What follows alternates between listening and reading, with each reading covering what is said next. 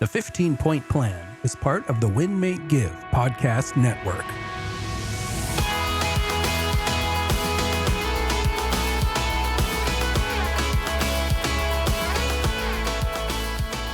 Hello, everyone. Welcome to yet another episode of the 15-Point Plan podcast. I'm Jacqueline Smith. I'm here with my co-host, Ryan Greigg, and we are so excited to have you here. We visit different aspects of the 15-Point Plan every week. We have a new episode that releases every Tuesday if you're new here.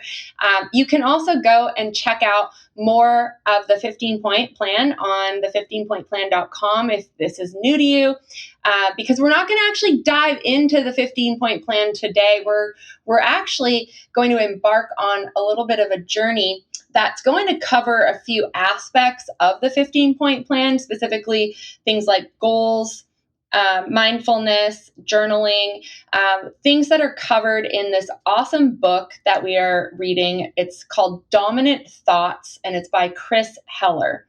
So some of you might know Chris Heller if you're in the real estate space, but a lot of our audience is not in the real estate space, and you're like, who is this guy? So he is one of the most respected leaders in the real estate industry. He's known for building high-performing businesses.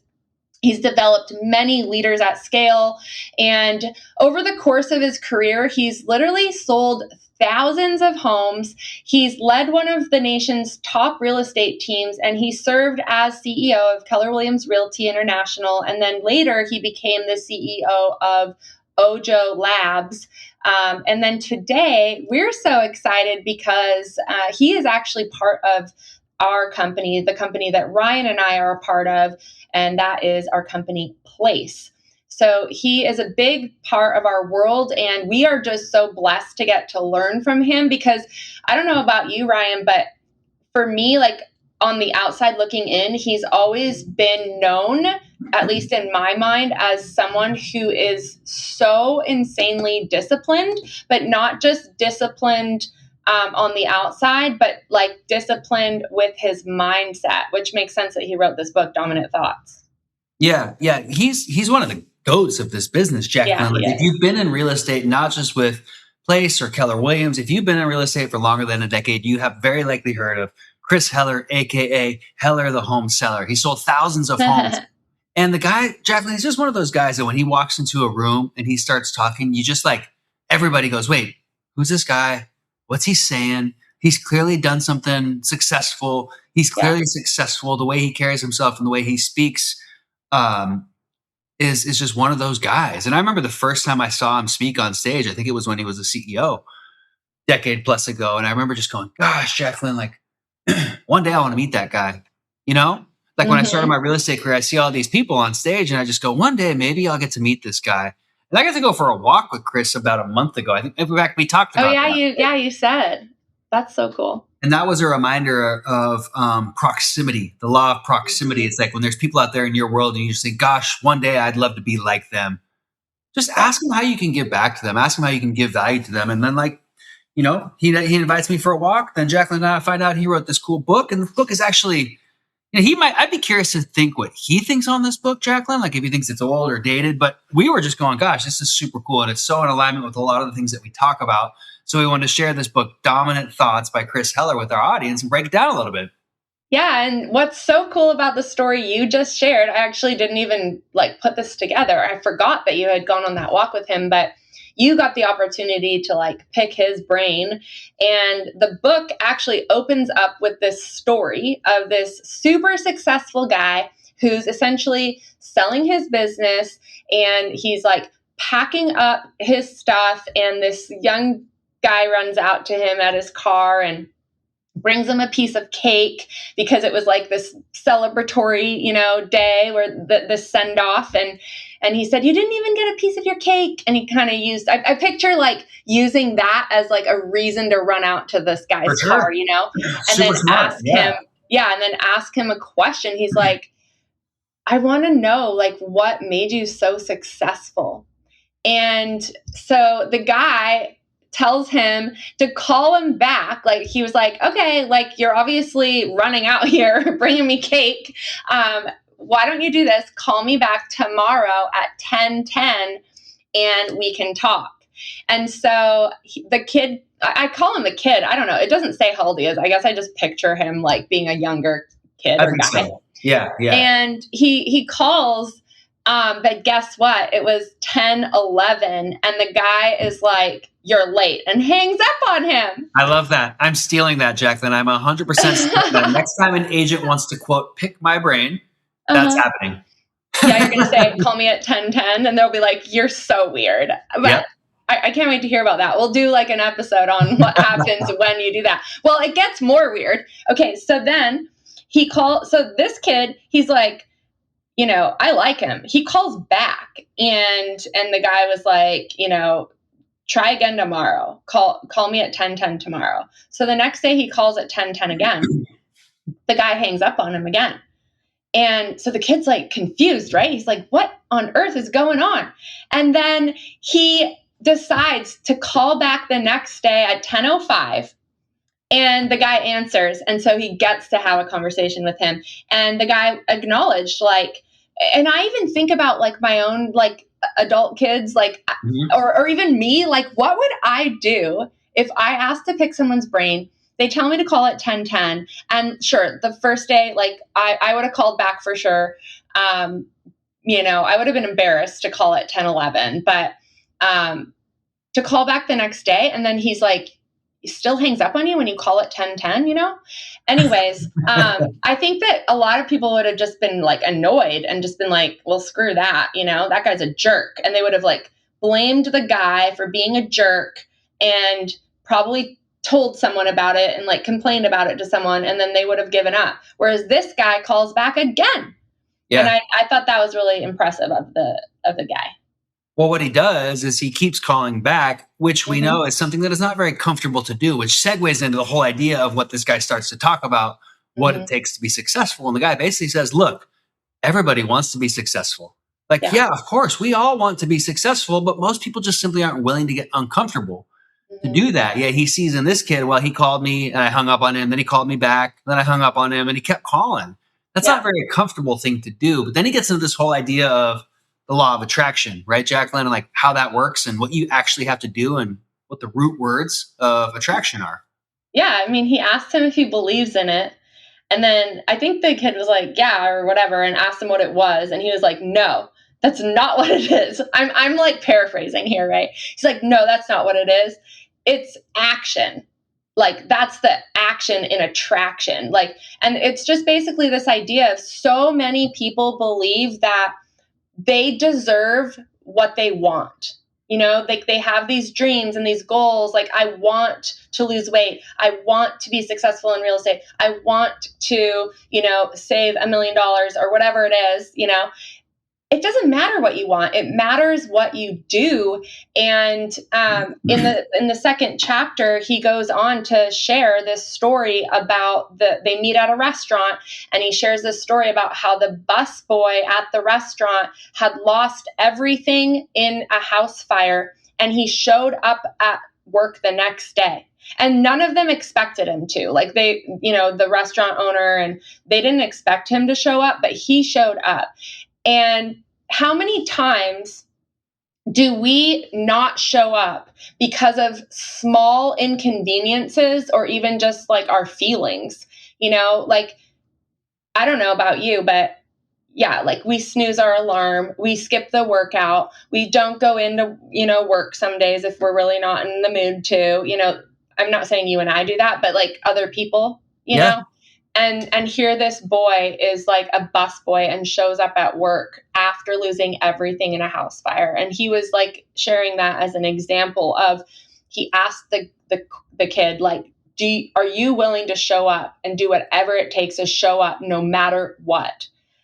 And, I kind of feel like there's like a bit of a lost art in that, because I think so many people got so burnt out or turned off by hustle culture, and then they swung the pendulum like completely in the opposite direction. And now it's like, oh my gosh, like, I don't know, I have like a little sniffle and like I can't show up, or like my water heater I'm getting it exchanged and I have to meet the contractor. I can't show up. Like there's just like this weird, So what I'm hearing, Jacqueline, is it will not work for me to sit because like Jacqueline, I'm a 15-point plan connoisseur. I wake up, I do my meditation, I move my body, and then I get my journal and I write in my journal all of the things that I want to come into my life that I can. Right. Are you telling me that's not enough? I can't just write it in my journal and then magically it's going to appear in my lap? No. So we have to, telling you. when we look at that word attraction, there is action in that word.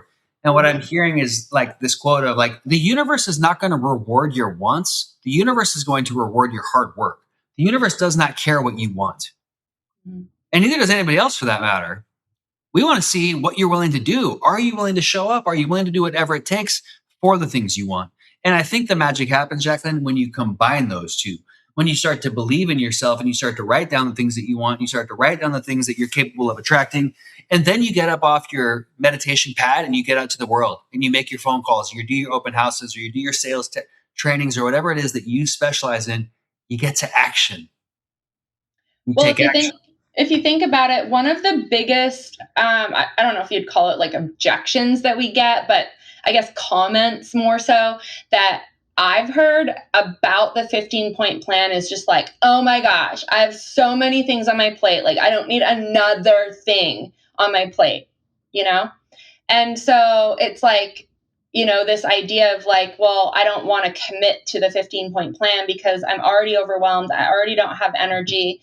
And that's like 15 things that I have to do every day. But these are literally the habits that will give you energy, right? We generate energy. We don't have energy or don't have energy. We generate energy.